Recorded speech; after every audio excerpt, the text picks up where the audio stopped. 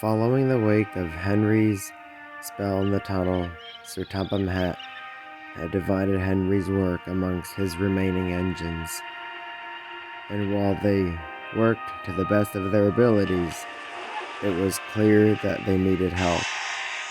Sir Topham Hatt gathered Gordon, Thomas, and Winston to Knapford Station for an important announcement. "Engines, I have a very important announcement.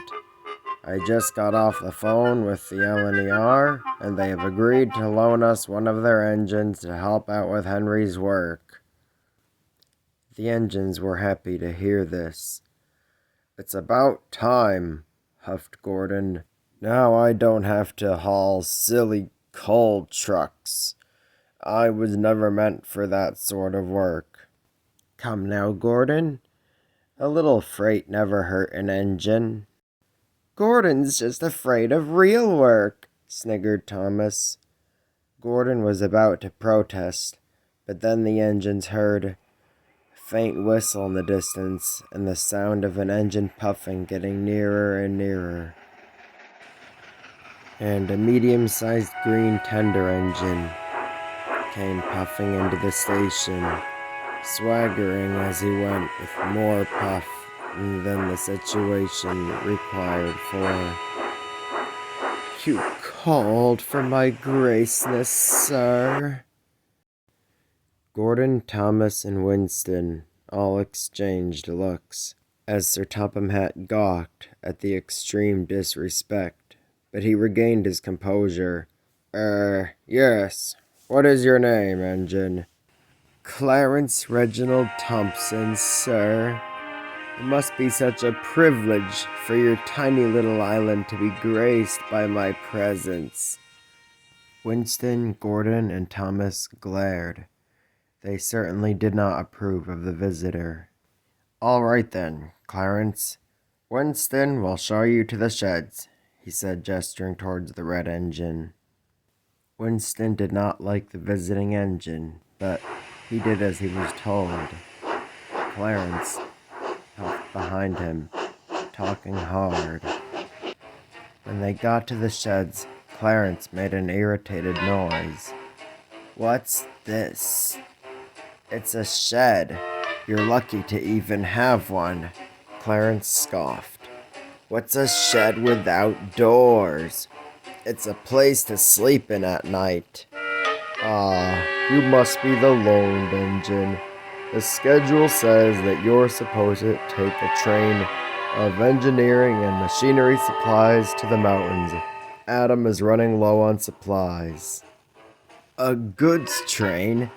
I am much too important an engine to pull a goods train. Can't you make that engine over there do it? I'm sure he doesn't have anything useful to do.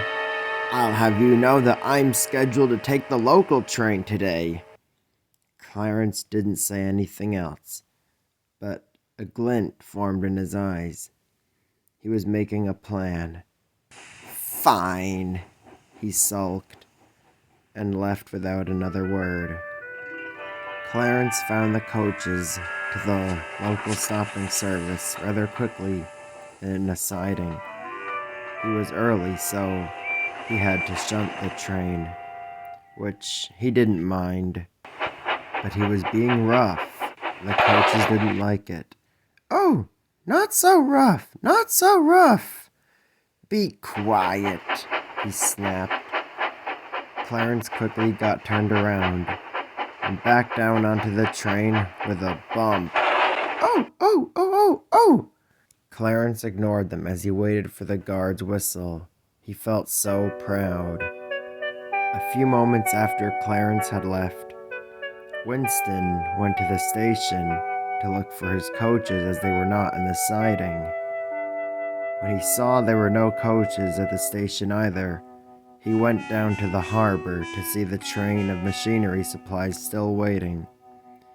He quickly put two and two together, then coupled up to the train as he crossly waited for the guard's whistle. Clarence, meanwhile, felt no remorse, nor did he know what he was doing or where he was supposed to go. He came to a junction which looked big enough to be a stopping place. There, he saw a blue tender engine. "Hello," the engine greeted him. "You must be Henry's replacement. Lovely to meet you." "Oh, I know it is." Edward was put off by this response. Then he looked back at the train that Clarence was pulling. "Hey, what are you doing with Winston's train?" "Oh, that old claptrap. He couldn't keep up with the times, so I'm merely helping him out." "You mean you stole his coaches?"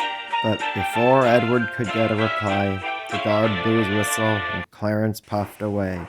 "Hey, get back here!" "Oh, Sir Topham Hatt will not like this." Clarence continued to the end of the line. He decided it would be best to go as fast as he could. He passed Gordon and the express. "Rail, rebel!" "Great big blue whale!" They traded insults at each other. Clarence raced into the terminus, stopping abruptly. The passengers were jolted, and the coaches' couplings were damaged. Clarence was not aware of any of this.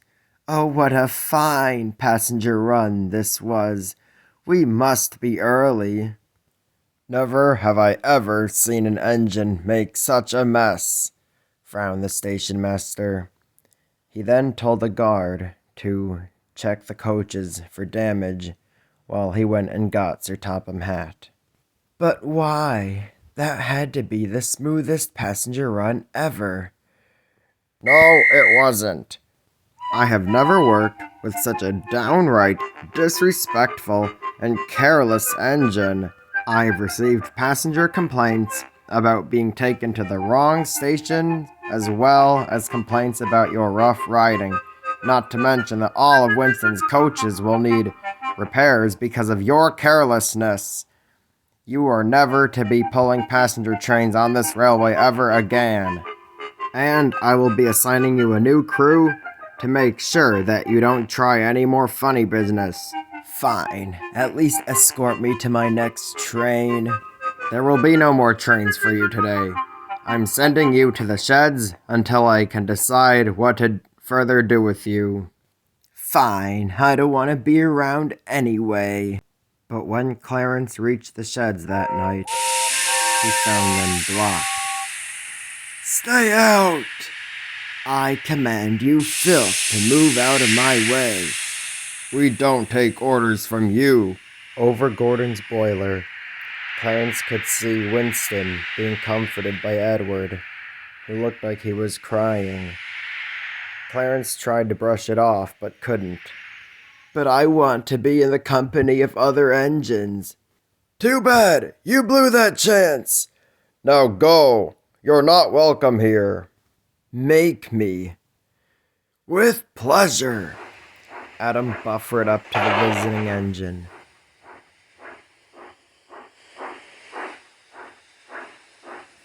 And he pushed him all the way to the freight shed. He then put a brake van in front of him. "There! You'll do less damage that way." Clarence was left alone with his thoughts. He thought about the day, and he thought about Winston and how he'd tried to help him and how he'd been to him. He had once heard that first impressions were everything, and if that was true, he definitely made a bad first impression. But Clarence wasn't alone for long. 87546 slyly slid up beside him. "I see you got scolded for trying to make this railway better," he said smugly. Clarence solemnly agreed with him. "This controller said that I was being—" "Oh, who cares what old Fat Hat thinks? These Sudrian engines are nothing more than a group of misfits. You're from the L&ER too, I believe, so that means we need to stick together. Just be careful how you swank about, and just stay on my path, 'cause I have big plans. Very big plans. Goodbye. Clarence was once again left alone with a lot to think about, but that's another story.